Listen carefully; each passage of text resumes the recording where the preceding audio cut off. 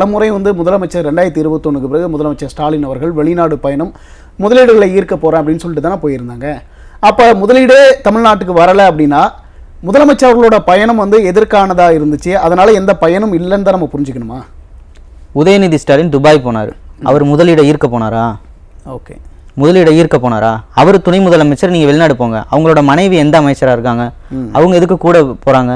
Okay, அப்ப குடும்பமா இவர் துபாய்க்கு போவாரு, அவர் ஜெர்மனிக்கு போவாரு, அவங்க இன்னொருத்தவங்க பிலிப்பைன்ஸ் போறாங்க. நீங்க போய் உங்களோட சொந்த முதலீடை பண்றதுக்கு போறீங்களா இல்ல மக்களுக்கு நலனுக்காக போறீங்களா? எந்த கேள்வி கேட்டாலும் பதில் கிடையாது. எதுக்கு வெளிநாடு போறீங்கன்னு எதுக்குமே தெரியாது. நீங்க வாட்டுக்கு வருஷத்துக்கு ஒரு தடவை நான் அந்த நாட்டுக்கு போறேன், நான் இந்த நாட்டுக்கு போறேன், இவ்வளவு முதலீடை ஈர்க்கிறோம், எங்க ஏதாவது ஒண்ணு பதில் சொல்லுங்க.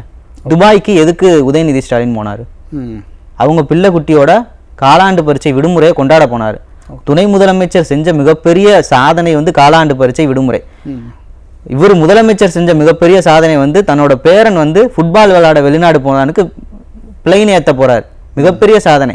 ஆனா வேங்கை வயலுக்கு போய் பார்க்க மாட்டாரு, பரந்தூருக்கு போய் பார்க்க மாட்டாரு, இங்க திருபுவனத்துக்கு போக மாட்டாரு, கவின் படுகொலைக்கு போய் பேச மாட்டாரு. ஆனா பேரனை பிளைட் ஏற்றி விட போவார். முதலமைச்சரோட வேலை பிளைட் ஏற்றி விடுறது முதலமைச்சரோட வேலை.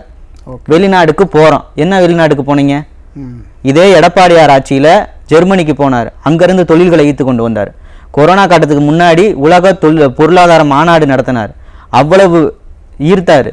கொரோனா காலகட்டத்தில் உலகமே எதுவுமே இல்லை, பொருளாதாரம் இன்ஸ்டெபிலிட்டி, எல்லாமே ஸ்டேபிள் இல்லாமல் அப்படி இருக்கு பொருளாதாரமே. ஆனால் அந்த நிலைமையிலும் தமிழ்நாடு நிதி நிலைமையில மேனேஜ் பண்ணி கொண்டு வந்தவர் விவசாயி. அரசியல்வாதி மகன் சொல்ற கருணாநிதி, முத்துவேல் கருணாநிதி ஸ்டாலின், இவர் என்ன வேலை பார்க்குறாரு?